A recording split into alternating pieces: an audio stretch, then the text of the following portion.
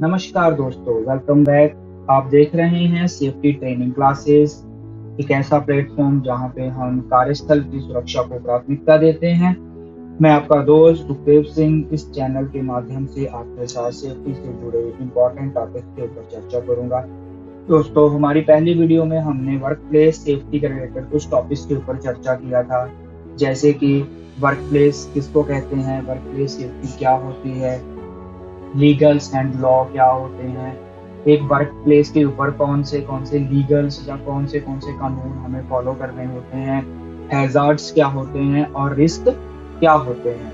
आज इस वीडियो के दूसरे पार्ट में दोस्तों हम चर्चा करेंगे कुछ और टॉपिक्स के ऊपर, जैसे कि इंसिडेंट क्या होते हैं, एक्सीडेंट क्या होते हैं, what are the causes of accident, किसी एक्सीडेंट के और इंसिडेंट के क्या क्या कारण होते हैं, और एक्सीडेंट कंट्रोल किस चीज को कहते हैं। तो इन्हीं टॉपिक के ऊपर आज हमारा चर्चा का विषय रहेगा। तो चलिए शुरू करते हैं। तो दोस्तों, सबसे पहले जो हमारा टॉपिक है जिसके ऊपर आज हम चर्चा करेंगे वो है इंसिडेंट। तो इंसिडेंट किसको कहते हैं? Incident is an unforeseen and unplanned event or a circumstances which may or may not cause injury।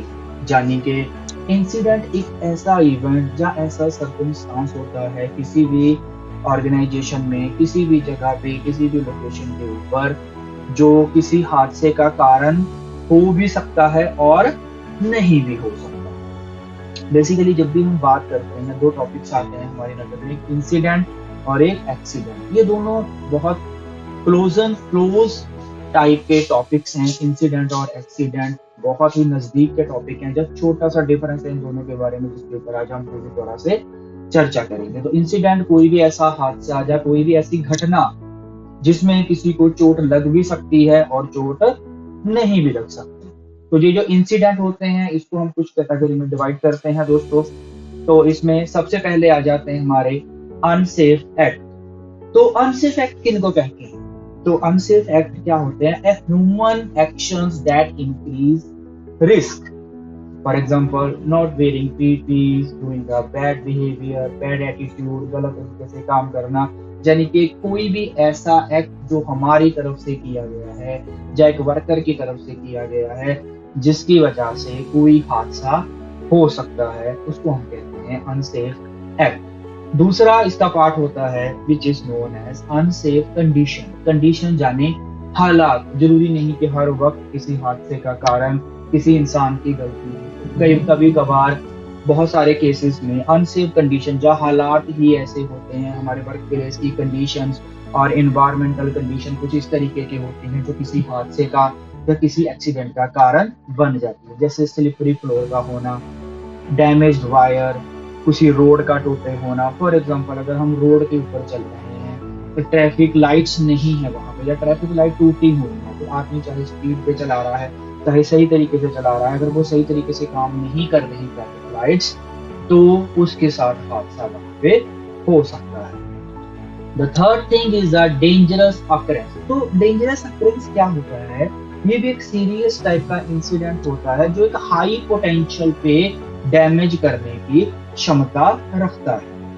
यानी कि जैसे कि एक अनसेफ एक्ट है या कंडीशन है वो छोटे लेवल पे है, डेंजरस अकरेंस हो जाती है जब वही हादसा एक बहुत बड़े लेवल पे हो सकता है। फॉर एग्जांपल, जैसे कहीं पे कोई बड़े लेवल पे गैस लीकेज होने का खतरा था या हो सकती थी, बड़े लेवल पे फायर लगने का चांसेस, लगते लगते वो रह गए। इस तरह की जो एक्ट आ जाते हैं उनको हम गिनते हैं डेंजरस अकरेंस।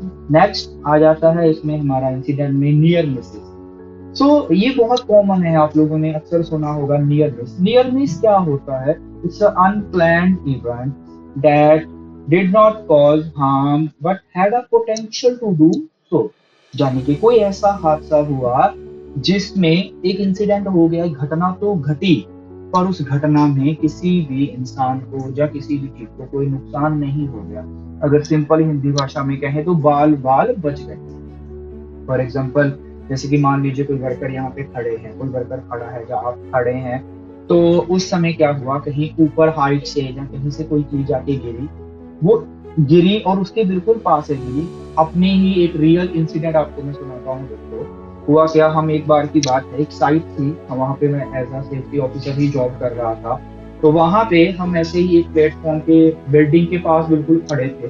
उसके बिल्कुल ऊपर डी शटरिंग का काम चल रहा था। तो डी शटरिंग के टाइम पे क्या हुआ, ऊपर से वो लोग डी शटरिंग कर रहे थे, तो एक पाइप, बहुत बड़ी पाइप थी, कोई तकरीबन 6-7 फीट की एक पाइप थी जो ऊपर से आके गिरी। हम 4 लोग खड़े थे और बिल्कुल हमारे पाँव के बिल्कुल सामने आके गिरी। और जब वो इतनी हाइट से, वो तकरीबन 14-15 माले की बिल्डिंग थी, जब इतनी हाइट से वो पाइप आके हमारे पास में गिरी, तो वो तकरीबन तकरीबन 2 फीट तक पाइप जमीन में धंस गई। अब सोचिए, अगर वो पाइप भगवान ना करे किसी भी इंसान के सर में लग जाती या किसी भी बॉडी पार्ट में लग जाती, तो कितना ज्यादा सीवियर डैमेज वो पाइप कर सकती थी। तो ये जो हादसे होते हैं, इनको हम कहते हैं near miss. And the last one is accident.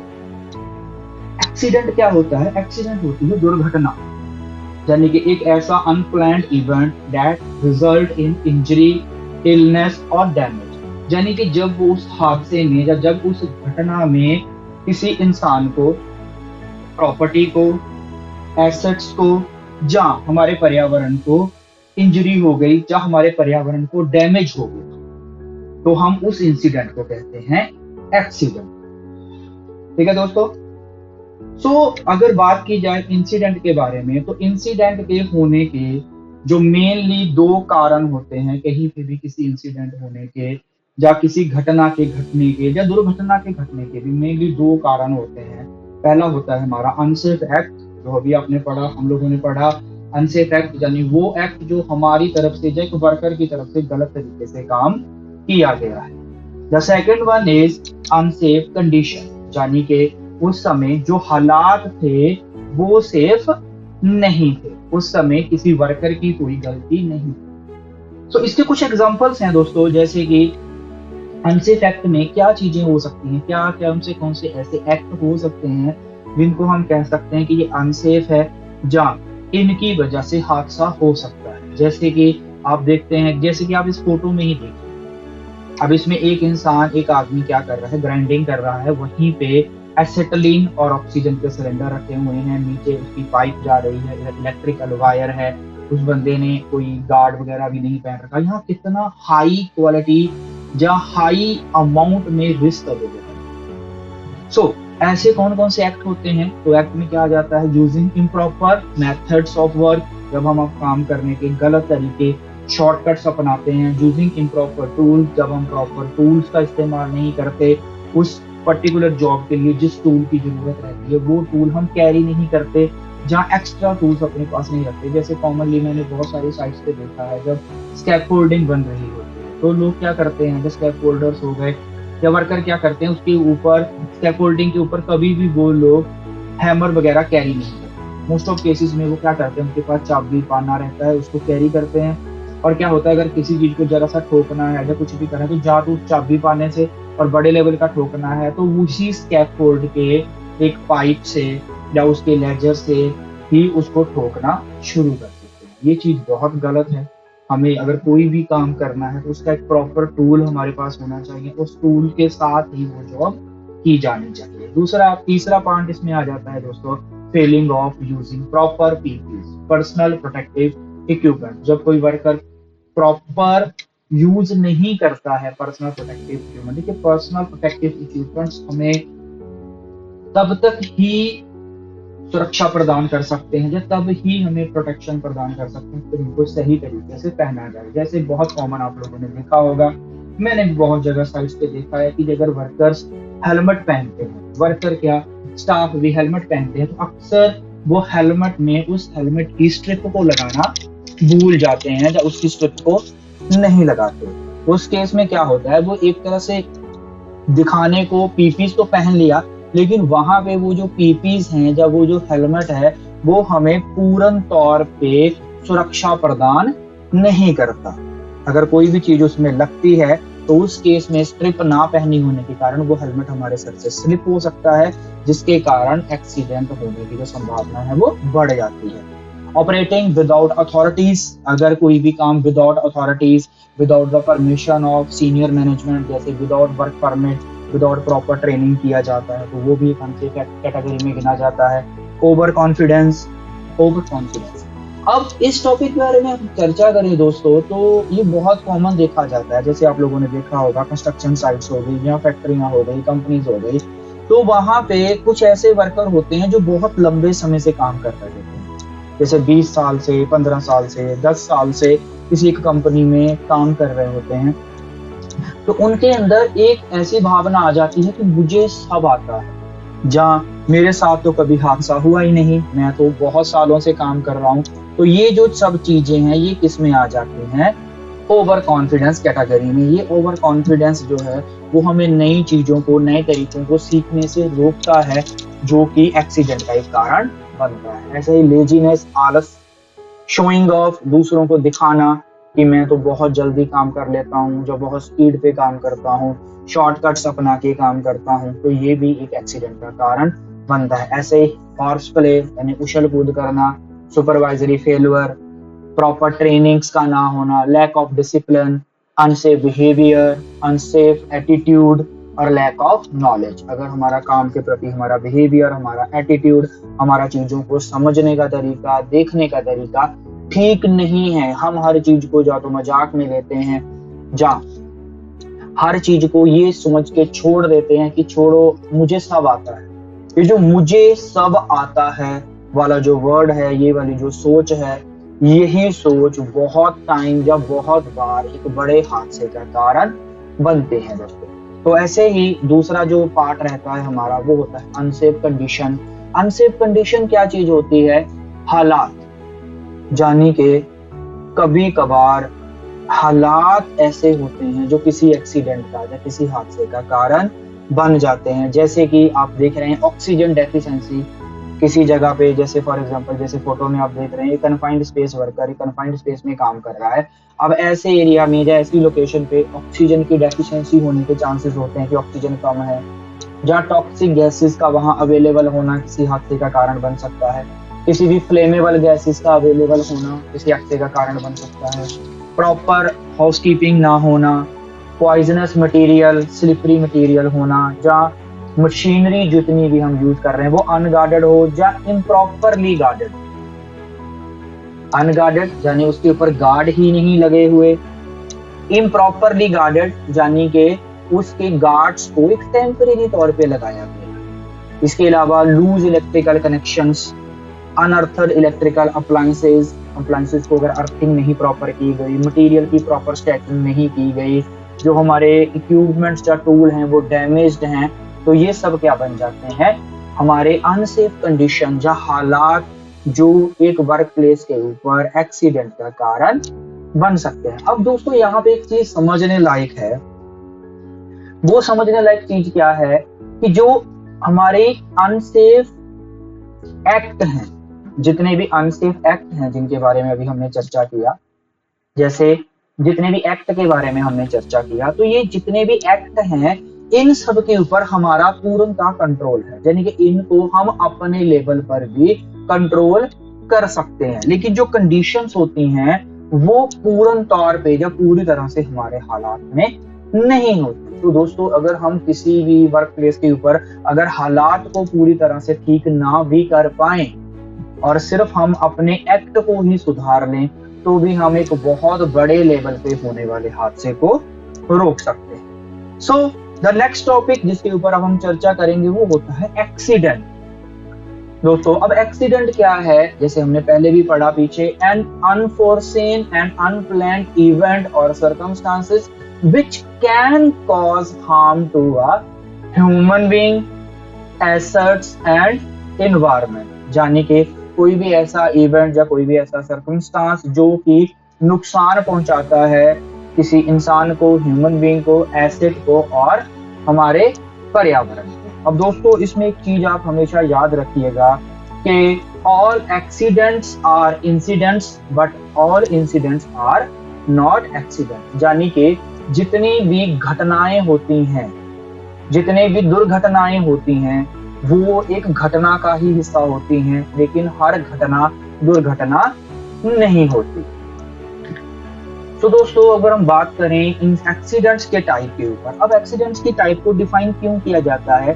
Basically accident के टाइम में जब कोई भी एक्सीडेंट होता है, जब कोई भी इंसिडेंट होता है, उस समय हमें उसकी कैटेगरी का पता होना चाहिए। क्यों? ताकि उसकी एक प्रॉपर तरीके से इन्वेस्टिगेशन की जाए, जिसको हम एक्सीडेंट इन्वेस्टिगेशन, एक्सीडेंट रिपोर्टिंग और इंसिडेंट रिपोर्टिंग कहते हैं। इस टॉपिक के ऊपर हम अपनी आने वाली वीडियोस में चर्चा करेंगे।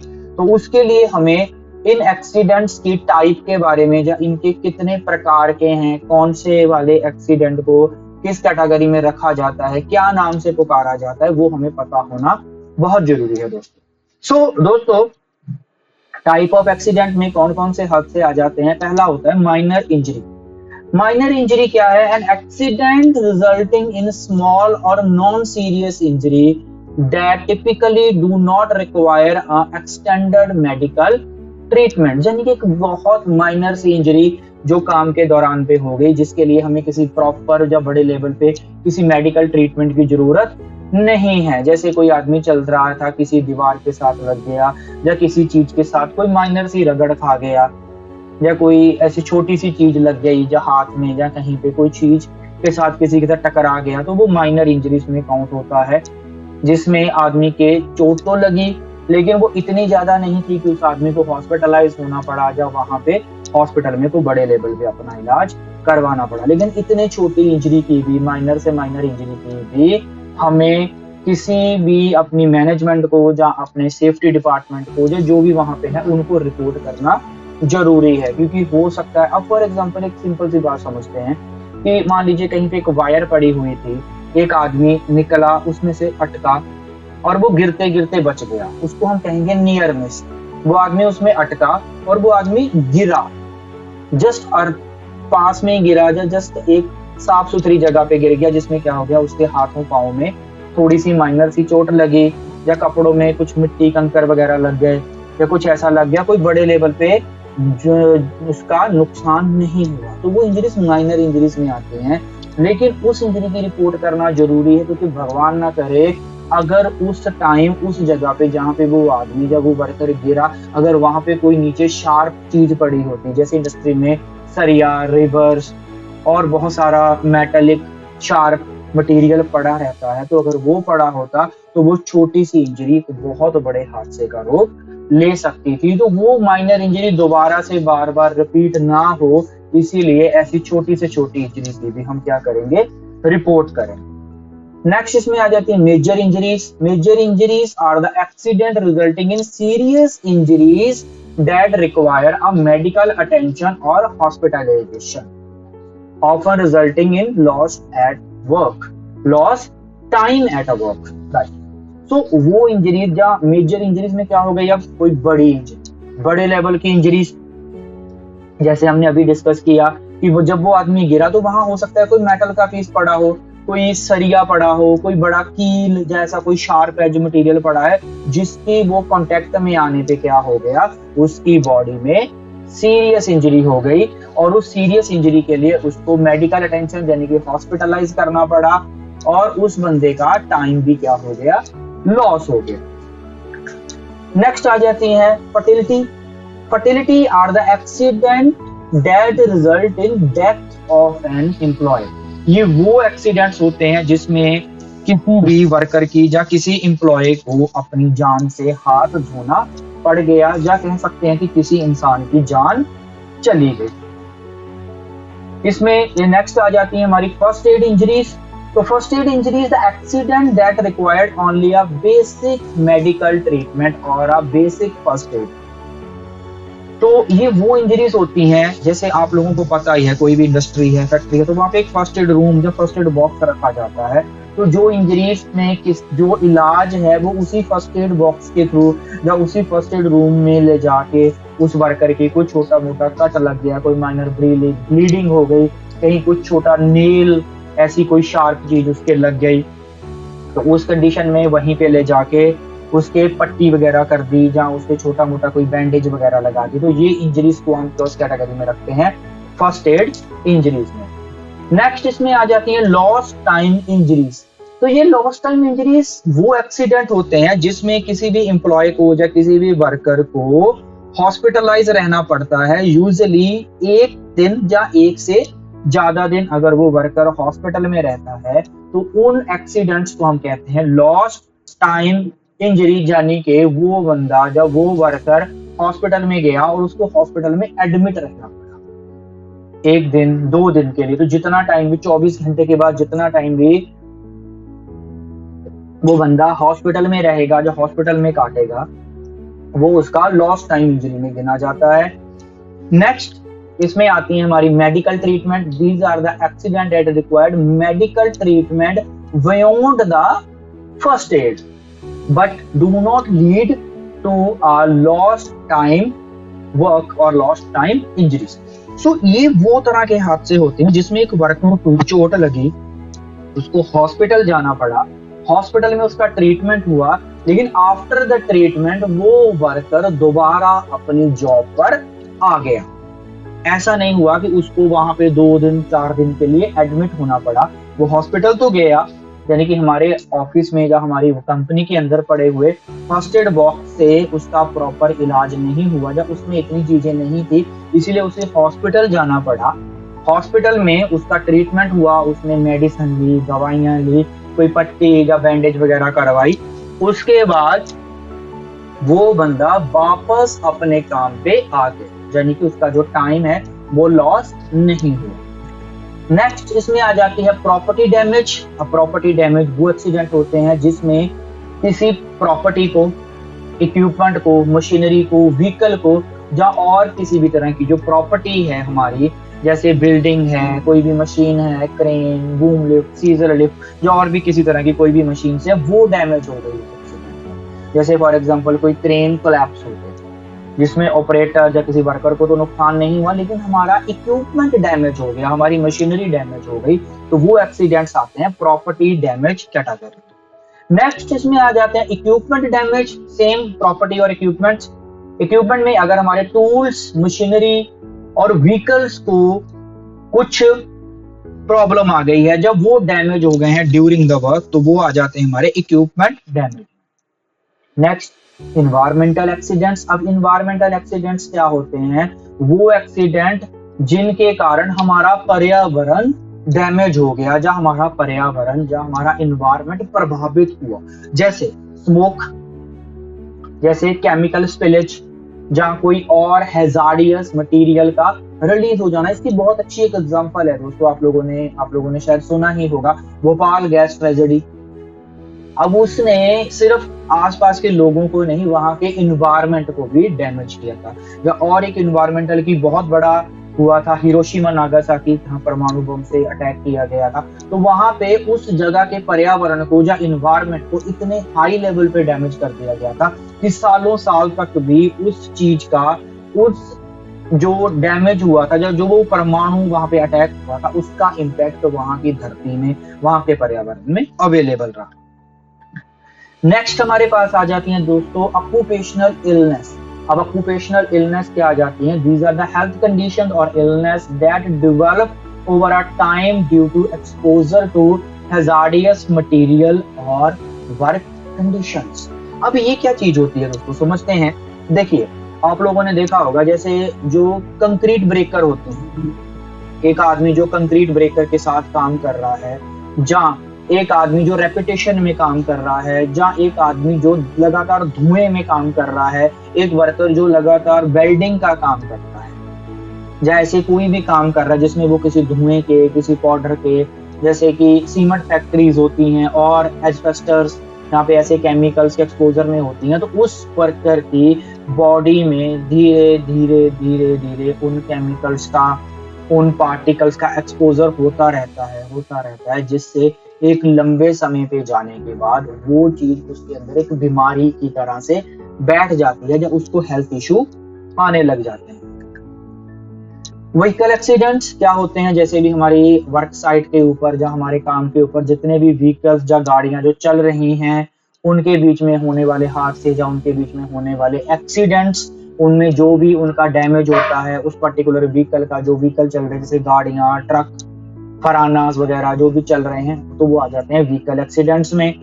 नेक्स्ट आ जाते हैं फायर एंड एक्सप्लोजन, यानी कि एक्सीडेंट दैट इन्वॉल्व फायर और explosion potentially leading to the injuries, fatalities और प्रॉपर्टी डैमेज। ये वो एक्सीडेंट होते हैं जो आग लगने के कारण वहां पे बड़े लेवल पे कोई हादसे हो गए, जिसमें किसी का जान जा सकती है, मौत हो सकती है, कोई बहुत हाई लेवल की इंजरीज हो सकती हैं और बड़े लेवल पे प्रॉपर्टी डैमेज भी हो जाता है। द लास्ट वन है हमारी, सेकंड लास्ट है हमारी अर्गोनॉमिकल इंजरीज। जैसे दोस्तों हमने पहली वीडियो में भी पढ़ा था, अर्गोनॉमिकल हैजार्ड्स वो हैजार्ड जो हमारे बॉडी पोस्चर जब पुअर अर्गोनॉमिक प्रैक्टिस की वजह से होते हैं, जैसे repetitive strain, improper lifting, poor postures, इनकी वजह से होने वाली इंजरीज को हम किस कैटेगरी में डालते हैं? अर्गोनॉमिकल इंजरीज। जैसे आप लोगों ने, हमने उस दिन भी पढ़ा था, डिस्कस किया था, कंक्रीट ब्रेकर जो एक मशीन होती है, जैसे हिल्टी की मशीन कहा जाता है, उसके साथ जो आदमी काम करता है या कंटिन्यूसली करता है तो उसकी बॉडी में एक वाइब्रेशनल सिंड्रोम आ जाता है, जहाँ जो लोग बहुत ज्यादा नॉइज एरिया में काम करते हैं, बहुत ज्यादा हाई नॉइजी एरिया में काम करते हैं, तो उनके साथ क्या पाया गया है कि उनके जो कान होते हैं, उनकी जो सुनने की क्षमता है, जो सुनने की जो ताकत है, धीरे धीरे कम हो जाती है, खराब हो जाते हैं। उनके कानों के जितने पर्दे कहा जाता है, कानों के जो पर्दे हैं वो खराब हो जाते हैं और धीरे धीरे करके वो बहरे हो जाते हैं। ऐसे ही अगर कोई लोग कम रोशनी में काम कर रहे हैं, जहाँ कोई ऐसा काम है जो रेपिटेशन मूड में है, जो हमारा बॉडी का पोस्चर सही नहीं है, मटेरियल की मैनुअल लिफ्टिंग, तो उसकी इसमें कमर में दर्द होना, हमारी रीढ़ की हड्डी में दर्द होना, तो ये कॉमन जितने भी हैजार्ड हैं या जितनी इंजरीज हैं वो आ जाती हैं अर्गोनॉमिकल इंजरीज में। The last one is a work place violence. तो दोस्तों वर्क प्लेस वायलेंस क्या होती है? लड़ाई झगड़े, जहाँ अनसेफ और aggressive behaviour between the employees and the external authorities और एक्सटर्नल मैनेजमेंट। जैसे आप लोगों ने देखा होगा कई बार किसी इंडस्ट्रीज में वायलेशन हो जाती है, लड़ाई झगड़े हो जाते हैं, जहाँ फिर दंगे फसाद, जहाँ स्ट्राइक्स वगैरह हो जाती हैं। तो ऐसी अगर कोई वर्क प्लेस वायलेंस हुई है जिसमें लोगों ने आपस में लड़ाई की है किसी भी वजह से, या कोई ऐसी वायलेशन की गई है, तो वो किसके अंदर आ जाते हैं? वर्क प्लेस वायलेंस के अंदर। अब दोस्तों एक सिंपल सा कॉन्सेप्ट समझते हैं जिसको हम बोलते हैं सेफ्टी पिरामिड। एक फॉरेन के बहुत पढ़े लिखे, कह लीजिए इंडस्ट्रियलिस्ट थे, सेफ्टी प्रोफेशनलिस्ट थे, जिन्होंने ये पिरामिड दिया था, ठीक है, सर विलियम हेनरिच। तो ये पिरामिड क्या दिखाता है? एक सिंपली उन्होंने कुछ कंपनीज में, कुछ हजारों की तादाद में कुछ कंपनियों का उन्होंने सर्वे किया। वो सर्वे करने के बाद उन्होंने ये हमें पिरामिड दिया था। इसको एक बार थोड़ा सा समझते हैं दोस्तों। तो ये पिरामिड क्या कहता है कि अगर किसी भी इंडस्ट्री में एक साल में 3 लाख नियर मिस रिकॉर्ड हो रहे हैं, नियर मिस और अनसेफ कंडीशंस और अनसेफ एक्ट जो हैं वो रिकॉर्ड हो रहे हैं किसी भी इंडस्ट्री में, एक साल में 3 लाख अनसेफ एक्ट और कंडीशंस रिकॉर्ड हो रहे हैं, तो वहां पे बहुत ज्यादा चांसेस हैं कि उस इंडस्ट्री में या उस कंपनी में एक साल में 30,000 नियर मिस या फर्स्ट एड इंजरीज हुई हों। और अगर वहां पे 30,000 फर्स्ट एड या नियर मिस इंजरीज हुई हैं, इंसिडेंट हुए हैं, तो वहां पे बहुत स्ट्रॉन्ग चांसेस हैं कि वहां पे 300 लॉस्ट टाइम एक्सीडेंट हुए होंगे, यानी कि ऐसे एक्सीडेंट हुए होंगे जिसमें एक वर्कर को या वर्कर्स को हॉस्पिटलाइज रहना पड़ा 2 से ज्यादा दिन के लिए। और अगर ऐसा हुआ है तो वहां पे बहुत स्ट्रॉन्ग चांसेस हैं कि उस इंडस्ट्री में कम से कम 30 ऐसी इंजरीज हुई होंगी जिसमें किसी वर्कर को सीरियस डिसेबिलिटी, यानी कि उसके या तो हाथ नहीं रहे, या उसकी आंखें नहीं रही, या उसके कान नहीं रहे, पाँव नहीं रहे, यानी कि आदमी जो है, जब वर्कर है, वो पूर्ण तौर से डिसेबल हो गए। और अगर भगवान ना करे ये भी हुआ है तो बहुत ज्यादा चांसेस हैं कि वहां पे कम से कम एक वर्कर की मौत हुई है। अब दोस्तों इस पिरामिड को एक बार थोड़ा सा समझते हैं। देखिए अब इस पिरामिड में जो फर्स्ट चीज है, इस पिरामिड में जो फर्स्ट चीज है वो क्या है? हमारा अनसेफ एक्ट और कंडीशंस, राइट, जो सबसे बड़ी चीज है। दूसरे नंबर पे आते हैं near misses, then lost time accident और injuries, then serious disability and then fertility या मौत। अब दोस्तों देखिए, अगर किसी इंसान की मौत हो गई है तो उस चीज को नहीं रोका जा सकता, सीरियस इंजरी को नहीं रोका जा सकता। अगर किसी के साथ सीरियस इंजरी हो ही गई, किसी के हाथ चले गए, उस चीज को रिवर्स नहीं किया जा सकता। लॉस्ट टाइम एक्सीडेंट्स को भी रिवर्स नहीं किया जा सकता और नियर मिस या छोटे एक्सीडेंट्स को भी रिवर्स नहीं किया जा सकता इतनी आसानी से। लेकिन दोस्तों जिस चीज को हम अपने लेवल पे कंट्रोल कर सकते हैं वो क्या होती हैं, हमारे अनसेफ एक्ट और अनसेफ कंडीशंस को। तो अगर हम अपनी इंडस्ट्री में या जहां पे भी हमारी वर्क प्लेस है वहां पे होने वाले अनसेफ एक्ट और अनसेफ कंडीशंस को कंट्रोल करना सीख जाते हैं या कंट्रोल करना शुरू कर देते हैं, ये वाली जो अमाउंट है अगर हम इसको कम करने के ऊपर अपना पूरा जोर लगा देते हैं तो ये जो पूरी बाकी सब की सब चीजें हैं ये ऑटोमेटिकली खत्म हो जाएंगी। तो हमारा जो मेन कंसंट्रेशन होना चाहिए एज अ वर्कर वो किस पे होना चाहिए, हमारे अनसेफ एक्ट्स के ऊपर, वहां के कंडीशंस के ऊपर। अब देखिए एक्ट जो है इसको हम अपने लेवल पे सुधार सकते हैं, खुद सुधार सकते हैं। जैसे एक एक्ट है पीपीज ना पहनना, वो एक अनसेफ एक्ट है। तो अगर वो वर्कर उस पीपीज को पहन लेता है तो वो अनसेफ एक्ट क्या हो गया, सेफ एक्ट में तब्दील हो गया। तो अनसेफ एक्ट को हम अपने लेवल पे कम कर सकते हैं। अनसेफ कंडीशंस को हम कैसे कर सकते हैं, with the help of reporting. With the help of reporting, जब हम उस चीज की रिपोर्ट करेंगे या उस चीज के बारे में अपनी मैनेजमेंट को बताएंगे, अवेयर करेंगे, तो हम उस वर्क प्लेस के ऊपर जितनी भी अनसेफ कंडीशंस हैं उन कंडीशंस को भी रोक सकते हैं। तो ये पिरामिड हमें यही सिखाता है कि अगर हम अपनी इंडस्ट्री में या अपने वर्क प्लेस के ऊपर होने वाले अनसेफ एक्ट और अनसेफ कंडीशंस को कंट्रोल कर लेते हैं या रोक लेते हैं तो बहुत ज्यादा चांसेस हैं कि हम वहां पे होने वाले नियर मिसेस को, मेडिकल इंजरीज को या माइनर एक्सीडेंट्स को, मेजर इंसिडेंट्स एक्सीडेंट्स को या लॉस्ट टाइम एक्सीडेंट्स को, सीरियस इंजरीज को और मौत को भी टाल सकते हैं, या उसके उस लेवल के एक्सीडेंट होने की जो संभावना है, जो प्रोबेबिलिटी है, जो रिस्क है, उसको क्या कर सकते हैं, कम कर सकते हैं। ठीक है दोस्तों, तो नाउ जो हमारा नेक्स्ट टॉपिक है जिसके ऊपर हम चर्चा करने जा रहे हैं ये है कंट्रोल। अब ये सब चीजें हमने पढ़ी कि एक्सीडेंट क्या होते हैं, वो कितनी प्रकार के हैं, इंसिडेंट क्या होते हैं, वो कितनी प्रकार के हैं, हमने सब चीजों के ऊपर चर्चा किया। अब सवाल ये आता है कि इन सब चीजों को रोका कैसे जाए, या ऐसा कौन सा तरीका है जिसके जरिए हम होने वाले हादसों को रोक सकें या कंट्रोल कर सकें। दोस्तों एक थ्योरी होती है जिसको हम बोलते हैं डोमिनो थ्योरी। अब डोमिनो थ्योरी क्या कहती है, जैसे कि हमने अभी भी डिस्कस किया कि एक एक्सीडेंट होने के पीछे क्या क्या चीजें हैं, जैसे सोशल या इन्वायरमेंटल फैक्टर हो सकते हैं एक्सीडेंट होने के पीछे, फॉल्ट ऑफ अदर पर्सन जिसे हम अनसेफ कंडीशन कहते हैं, अनसेफ एक्ट जो हमारी तरफ से गलत किए गए काम या गलत तरीके से किए गए काम, उसके बाद आ जाते हैं ये सब चीजें किसका कारण बनती है, एक्सीडेंट का, और एक्सीडेंट किसका कारण बनता है, इंजरी का। अब वो इंजरी किसी भी लेवल की हो सकती है जो हमने अभी पढ़ा टाइप्स ऑफ एक्सीडेंट में। तो दोस्तों जैसे ही इनमें से कोई भी चीज का फेल्योर होता है, चाहे वो इन्वायरमेंटल फैक्टर है, फॉल्ट ऑफ अदर पर्सन है यानी कि अनसेफ कंडीशन है, अनसेफ एक्ट है, तो वो कारण बनते हैं एक्सीडेंट का, और एक्सीडेंट क्या किसका कारण बनती है, इंजरी का। अब दोस्तों इसमें एक चीज समझने लायक है, जिस चीज को हम अपने लेवल पे कंट्रोल कर सकते हैं वो कौन सा है, हमारा अनसेफ एक्ट। अगर इस पूरे डोमिनो में या इस पूरे पैटर्न में, इस पूरी सीरीज में हम ये अनसेफ एक्ट वाले डोमिनो को निकाल देते हैं या अनसेफ एक्ट वाले ब्लॉक को निकाल देते हैं तो होने वाले एक्सीडेंट की संभावना को हम कम कर सकते हैं कुछ इस तरीके से। ये जो कंट्रोल मेथड है वो कैसे अप्लाई होते हैं, किन किन तरीकों से हम अप्लाई कर सकते हैं, तो इसको हम बोलते हैं हायरार्की ऑफ कंट्रोल्स।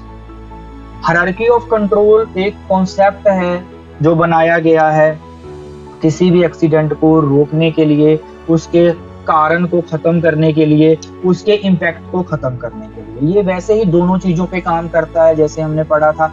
अब एक एक्सीडेंट होने के पीछे या कह लीजिए रिस्क, जो हमने पढ़ा था पिछली वीडियो में, रिस्क को दो ही चीजों इम्पैक्ट करती हैं, या तो प्रोबेबिलिटी और सीवियरिटी, यानी कि उस हादसे के होने की संभावना कितनी है, और अगर वो हादसा हो जाता है तो वो कितना सीवियर होगा, या कितना ज्यादा इम्पैक्टफुल हो सकता है, या कितने हाई कंसिक्वेंस उस हादसे के हो सकते हैं। तो इसको रोकने के जो मेथड होते हैं, इसको बोलते हैं एलिमिनेशन, पहला मेथड होता है। दूसरा होता है सब्स्टिट्यूशन, तीसरा है इंजीनियरिंग कंट्रोल, चौथा है administration control, and fifth one is हमारे पर्सनल प्रोटेक्टिव इक्विपमेंट्स। तो आइए दोस्तों इनके ऊपर एक बार चर्चा करते हैं। तो हमारा पहला जो मेथड है वो क्या है, इसको बोलते हैं एलिमिनेशन। एलिमिनेशन यानी कि eliminates, removes the hazard at the source, यानी कि ये मेथड क्या कहता है कि उस सोर्स में या उस इवेंट में या उस वर्किंग कंडीशन में जो सबसे बड़ा हैजार्ड है, आप उसको ही खत्म कर दो। जैसे हमारे नॉर्मली कहा जाता है कि ना रहेगा बांस और ना बजेगी बांसुरी। तो ये मेथड क्या कहता है, अब ये मेथड क्या है, ये कुछ जगह पे काम करता है। जैसे कि आप लोगों ने देखा होगा एनर्जी आइसोलेशन। तो एनर्जी आइसोलेशन के टाइम पे ये हमारा मेथड जो है वो बहुत कारगर होता है। और कैसे कि जैसे फॉर एग्जांपल मान लीजिए एक गैस पाइपलाइन है, कोई एलपीजी की है, या ऐसी कोई फ्लेमेबल गैस पाइपलाइन है। अब उस गैस पाइपलाइन में कहीं पे डैमेज हो गया, यानी कि वो गैस क्या हो गई, लीक होना शुरू हो गई।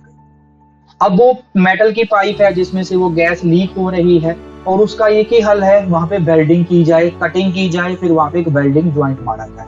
लेकिन उस पाइप के अंदर जो गैस है वो क्या है, हाईली फ्लेमेबल है, और वहां पे जो सबसे बड़ा खतरा है वो किस चीज का है, ब्लास्ट होने का या आग लगने का। तो आग लगने के खतरे को या उस हैजार्ड को खत्म करने का सबसे सिंपल, सबसे कारगर और सबसे इंपॉर्टेंट तरीका क्या है कि वहां पे एनर्जी आइसोलेशन कर दिया जाए, यानी कि उस पाइप में से जो गैस की सप्लाई हो रही है, जब जो गैस बह रही है, उस गैस को रोक दिया जाए। इस प्रोसेस में हमारा क्या होता है कि हमने उस एनर्जी को आइसोलेट कर, यानी कि वहां पे जाने वाली जितनी भी एनर्जी थी उसको क्या कर दिया, रोक दिया। अब जैसे कि हमें किसी इलेक्ट्रिकल, अगर अपने घर की भी बात करें, हमें किसी इलेक्ट्रिकल अप्लायंसेस को रिपेयर करना है।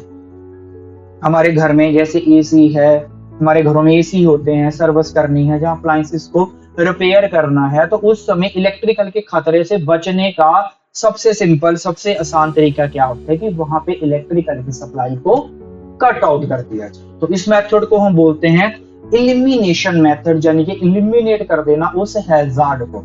लेकिन ये जो है मेथड हर जगह पे अप्लाई नहीं हो सकता। कई बार ऐसा होता है कि जब हम इस मेथड को अप्लाई करते हैं तो इस मेथड के केस में क्या होता है, कई बार बाकी एरिया के जो वर्क एक्टिविटीज है वो भी हैम्पर होते हैं उसके। जैसे फॉर एग्जांपल किसी मशीन की रिपेयर का काम करना है, तो हमने जब मेन स्विच ऑफ किया, अगर हमने पूरी पावर सप्लाई को कट आउट हमें करना पड़ा, तो बाकी की उस एरिया में जो चल रही मशीनें हैं या वो है, उनका वर्क या उनका काम भी क्या हो जाता है, हैम्पर हो जाता है।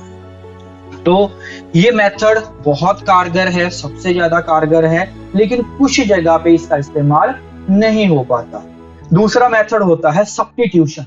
सब्स्टिट्यूशन का क्या मेथड क्या कहता है कि उस काम का कोई और अल्टरनेट ढूंढा जाए, और कोई ऐसा सब्स्टिट्यूट ढूंढा जाए जिससे वो काम भी हो जाए, हमें पूरी तौर पे काम को बंद भी ना करना पड़े, और हमारा जो हादसा है होने के जो चांसेस हैं या जो हमारे हैजार्ड है या रिस्क प्रायोरिटी है वो थोड़ी सी कम हो जाए, जैसे कि सांप भी मर जाए और लाठी भी न टूटे। तो ये क्या मेथड होता है, इसको बोलते हैं सब्स्टिट्यूशन का मेथड। तो सब्स्टिट्यूट करना, अब ये कॉमनली जैसे आप एक फोटो में देख रहे होंगे, एक नॉर्मल अगर हमें पेंट वर्क करना हो, पेंटिंग का अगर हमें काम करना हो, तो कैसा होता है, एक सीढ़ी है, ए टाइप लैडर, जिसके ऊपर एक वर्कर चढ़ा है, उसने हाथ में एक बकेट पकड़ी है और ब्रश वगैरह लेके वो काम पेंट वगैरह का या कोई काम कर रहा है। अब इस केस में जो हैजार्ड है वो क्या क्या है? मटेरियल गिर सकता है, आदमी या वर्कर गिर सकता है, जो लैडर है वो स्लिप हो सकती है, वो आदमी केमिकल के एक्सपोजर में आ सकता है। तो ये बहुत सारे हैजार्ड्स हैं। तो उसका एक सिंपल अल्टरनेट ढूंढा गया, जैसे कि नीचे वाली फोटो में आप देख रहे हैं कि एक आदमी ने एक ऐसा औजार तैयार किया, एक ऐसा सिस्टम तैयार किया, एक रोलर टाइप लिया जिसको पेंट में डुबा के वो आदमी नीचे से खड़ा खड़ा ही वो काम को कर सकता है। अब जब सेकंड केस में क्या हुआ, वहां पे फॉलिंग फ्रॉम हाइट का खतरा खत्म हो गया, केमिकल एक्सपोजर का खतरा कम हो गया, स्लिप ट्रिप फॉल तीनों चीजें क्या हो गई, खत्म हो गई। तो इस मेथड को क्या हम कहते हैं, सब्स्टिट्यूशन का मेथड, यानी कि उस जगह पे, उस मटेरियल की जगह पे कोई और मटेरियल यूज कर लेना। अब इसमें और बहुत सारी एग्जांपल्स आ जाती है दोस्तों, जैसे अगर हमारे इंडस्ट्री में जब वहाँ पे कोई केमिकल का इस्तेमाल हो रहा है, वो केमिकल बहुत हैजार्डियस है, तो कंपनियां R&D करके, रिसर्च करके क्या करती हैं, वैसी ही प्रॉपर्टी वाले किसी और केमिकल को अप्रोच करती हैं, जिससे क्या है कि हमारा वो काम भी हो जाता है और उस केमिकल के, वो जो पहले केमिकल यूज किया जाता था उसके कारण होने वाले जो हैजार्ड थे, जो नुकसान थे, जो इफेक्ट्स थे, साइड इफेक्ट्स थे, वो साइड इफेक्ट्स भी क्या हो जाते हैं, खत्म हो जाते हैं। तो इस मेथड को हम कहते हैं सब्स्टिट्यूशन का मेथड। अब ये जो मेथड थे हमारे दोनों, जिनके ऊपर अभी हमने चर्चा किया, एलिमिनेशन और सब्स्टिट्यूशन, तो दोस्तों ये दोनों मेथड जो हैं वो किसके ऊपर काम करते हैं, हमारी प्रोबेबिलिटी के ऊपर। ये किसके ऊपर काम करते हैं, प्रोबेबिलिटी के ऊपर, यानी कि हादसे के होने की संभावना को ही क्या कर देंगे, हम खत्म कर देंगे कि वहां पे हादसा होगा ही नहीं। तो ये दोनों किस चीज के ऊपर काम करते हैं, हमारी प्रोबेबिलिटी के ऊपर। जैसे हमने पढ़ा था हैजार्ड में और रिस्क में, हमने पढ़ा था प्रोबेबिलिटी इनटू सीवियरिटी के बारे में। सीवियरिटी, तो ये जो मेथड है हमारा सब्स्टिट्यूशन और एलिमिनेशन का मेथड, ये मेथड काम करते हैं हमारी प्रोबेबिलिटी के ऊपर, या उस हैजार्ड के होने की संभावना को ही हमने क्या कर दिया, कम कर दिया। जो तीसरा और बहुत ज्यादा इफेक्टिव मेथड होता है वो होता है हमारा इंजीनियरिंग कंट्रोल। तो दोस्तों ये इंजीनियरिंग कंट्रोल का मेथड एक मेथड है जो ये बताता है that engineering control reduce or prevent the hazard from coming into contact with worker. The engineering control can include the modification of equipments or a workspace using protective barrier, ventilation and many more. तो ये जो वो method है हमारा engineering control का method, वो method है जो दोनों चीजों पे काम करता है।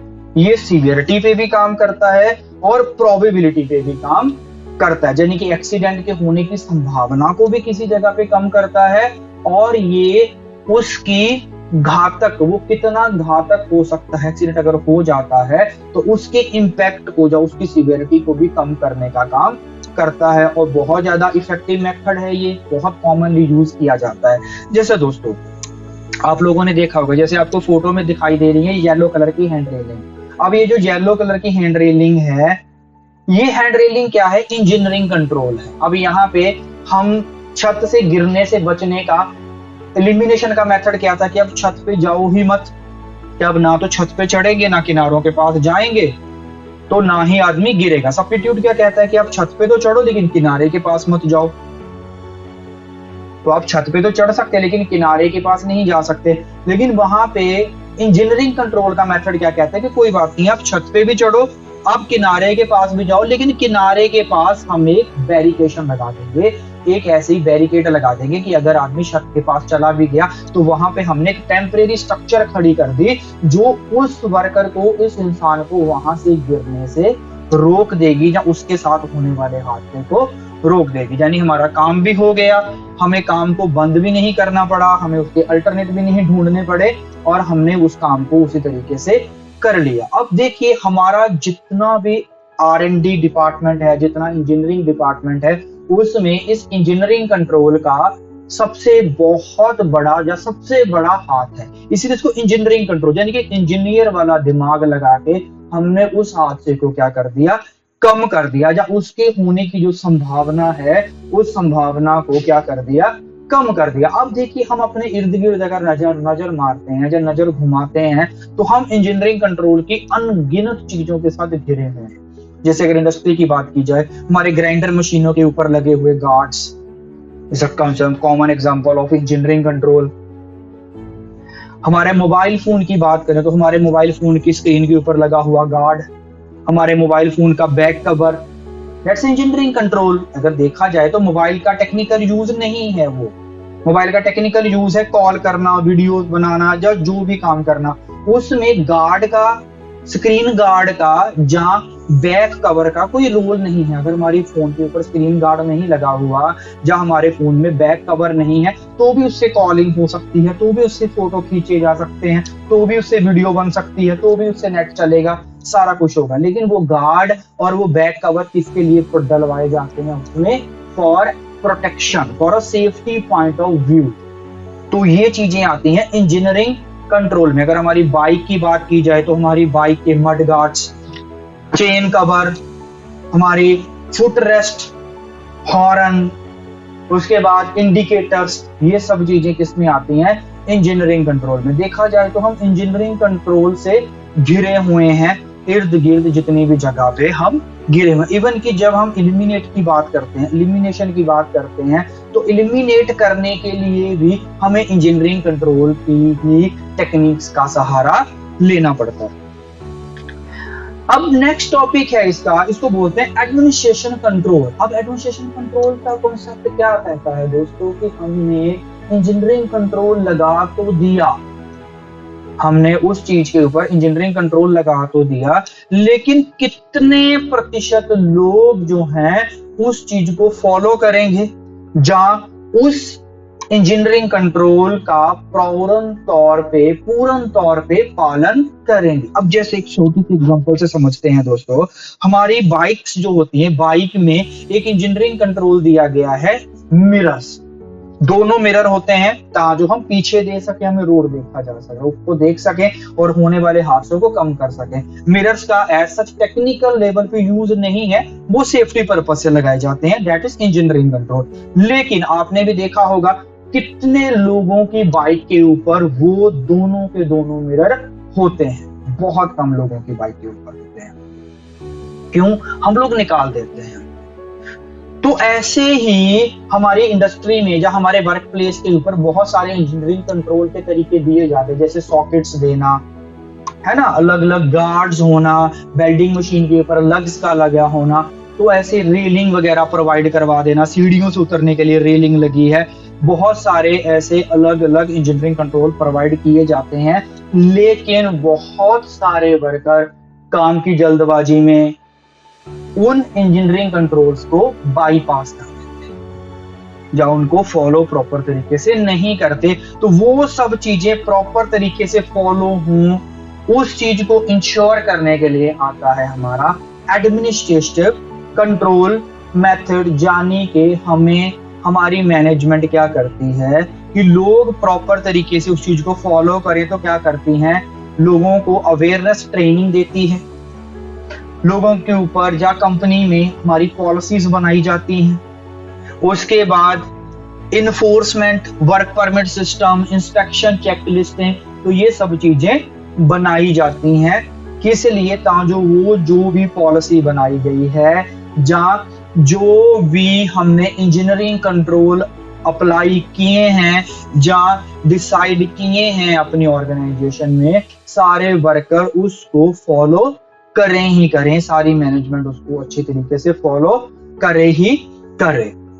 सो दोस्तों, इसी में हमारा जो लास्ट आता है वो होते हैं हमारे पर्सनल प्रोटेक्टिव इक्विपमेंट्स। अब देखिए, पर्सनल प्रोटेक्टिव इक्विपमेंट्स को हमेशा लास्ट में रखा जाता है, लेकिन जब भी कभी सेफ्टी के बारे में बात उठती है, जब सेफ्टी का टॉपिक आता है दोस्तों, तो हमारे दिमाग में जो सबसे पहली चीज आती है वो आते हैं पीपीज। कि अगर हमने पीपीज पहन लिए हैं या अगर वर्कर ने पीपीज पहन लिए हैं, तो अब उस वर्कर के साथ किसी तरह का कोई हादसा या कोई एक्सीडेंट नहीं हो सकता। लेकिन दोस्तों, आपको इस बात का पता ही होगा, जो पीपीज होते हैं, जो पर्सनल प्रोटेक्टिव इक्विपमेंट्स होते हैं, वो कभी भी एक्सीडेंट को नहीं रोकते हैं, वो होने वाले हादसे को कभी भी नहीं रोकते हैं। हादसा होगा। पीपीस क्या करते हैं? पीपीस उस हादसे के या उस एक्सीडेंट के इम्पैक्ट को कम कर देते हैं। फॉर एग्जाम्पल, अगर किसी वर्कर ने या किसी बंदे ने, अगर हम अपनी घर से बाइक पे निकले हैं, हमने हेलमेट पहन रखा है और हम ओवर स्पीड चल रहे हैं, सही तरीके से ड्राइविंग नहीं कर रहे, तो इसका मतलब ये नहीं कि हमने हेलमेट पहन रखा है तो हमारे साथ रोड पे हादसा नहीं हो सकता। हो सकता है। वहां पे हेलमेट हादसे को नहीं रोकेगा। हेलमेट किस चीज को रोकेगा? हेलमेट उस हादसे के इम्पैक्ट को कम कर देगा। कि जानिए, अगर उस वर्कर ने या उस पर्सन ने सर में हेलमेट पहन रखा था और भगवान ना करे वो गिर गया, उसके चोट लगती है, तो उस चोट का इम्पैक्ट कम होगा उस इंसान के मुकाबले जिस इंसान ने सर पे हेलमेट नहीं पहन रखा था। तो जो पीपीज होते हैं वो किस चीज पे काम करते हैं? हमारी वह एक्सीडेंट या रिस्क की सीवियरिटी को कम करने का काम करते हैं। वो प्रोबेबिलिटी पे काम बिल्कुल भी नहीं करते। तो इसीलिए पीपीज को सबसे लास्ट में रखा जाता है कि अगर हमने सीवियरिटी को जितना हाई लेवल पे काम कर सकते थे, जब प्रोबेबिलिटी को जितना हाई लेवल पे कम कर सकते थे, हमने किया। उसके बाद भी अगर कुछ प्रोबेबिलिटी बचती है, देखिए संभावना ऐसी चीज है जो कभी भी जीरो नहीं होती। Probability can never be a zero. Probability या संभावना कभी भी जीरो नहीं होती। कुछ ना कुछ प्रोबेबिलिटी हमेशा वहां पे बनी ही रहेगी। अगर वो काम चल रहा है, वो काम हो रहा है, तो हादसे की कुछ ना कुछ प्रोबेबिलिटी हमेशा बनी ही रहती है। तो जो हमारे पीपीज होते हैं, उस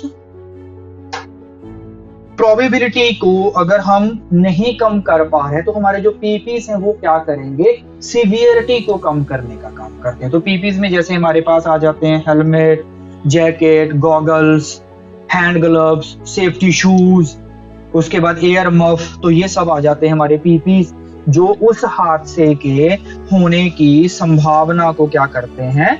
कम करते हैं। तो दोस्तों, ये हमारा होता है एलिमिनेशन का मेथड, जो सबसे कारगर, सबसे इंपॉर्टेंट है, जो उस हादसे के होने की जो सीवियरिटी है, जो प्रोबेबिलिटी है, उसको बहुत ज्यादा कम कर देता है। दूसरा आ जाता है सब्स्टिट्यूशन, जिसमें हम उससे एक ऐसा मेथड ढूंढते हैं जो पहले मेथड के मुकाबले थोड़ा कम घातक है, या सीवियरिटी कम रहती है जिसमें। द थर्ड है इंजीनियरिंग कंट्रोल, वो मेथड जिसमें हम उस हादसे की प्रोबेबिलिटी और सीवियरिटी दोनों चीजों पे काम करते हैं।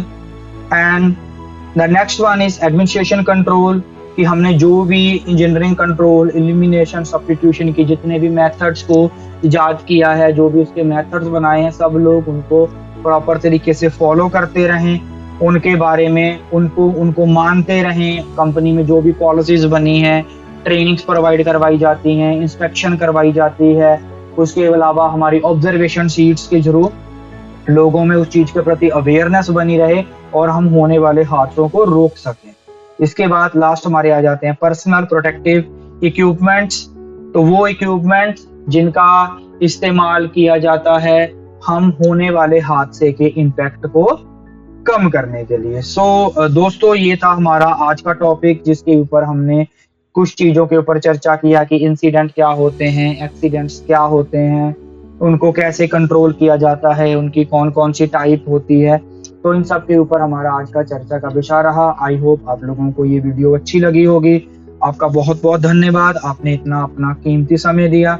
दोस्तों, अब ऐसे ही अगले टॉपिक में या ऐसे ही अगले पार्ट में हम और कुछ टॉपिक्स के ऊपर चर्चा करेंगे, जिनमें हम सेफ्टी के कुछ और टॉपिक्स को जानेंगे, उनके बारे में स्टडी करेंगे। आप अपने फीडबैक जरूर इस वीडियो में दीजिएगा।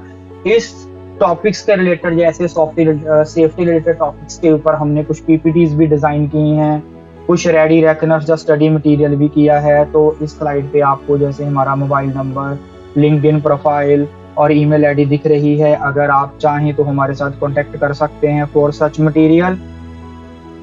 दोस्तों, अब हम इस वीडियो को यहीं पे खत्म करते हैं। आप सबका बहुत बहुत धन्यवाद। Thank you so much.